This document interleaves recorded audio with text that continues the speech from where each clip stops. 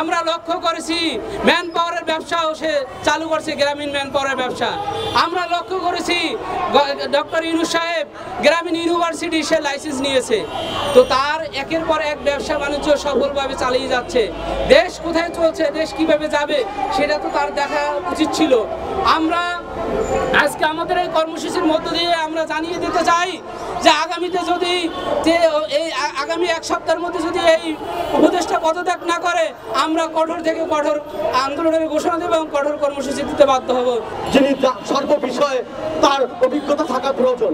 আজকে দেখছি সে একজন এনজিও কর্মী, তাকে এনে আজকে স্বাস্থ্য উপদেষ্টা করা হয়েছে। আমরা এটি তীব্র নিন্দা জানাই এবং এটার প্রতিবাদ জানাই, এবং আমরা অতি সত্ত্বর যদি এই স্বাস্থ্য উপদেষ্টাকে যদি অতি দ্রুত পদত্যাগ না করা হয় আমরা কঠোর থেকে কঠোর কর্মসূচি দিতে বাধ্য হব।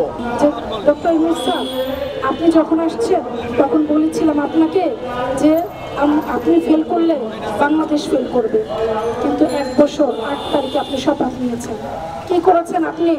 8 তারিখে প্রত্যেকটা উত্তর দিবেন।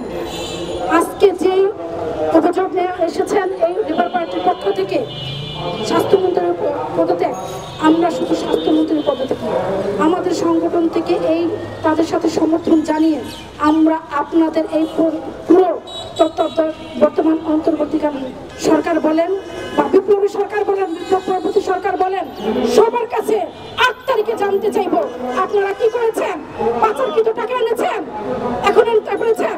আপনারা সবাই জানেন আজকে এমন একটি বিষয় নিয়ে আজকে আমরা রাস্তায় নেমেছি, একজন উপদেষ্টার পদত্যাগের জন্য, স্বাস্থ্য উপদেষ্টার পদত্যাগ।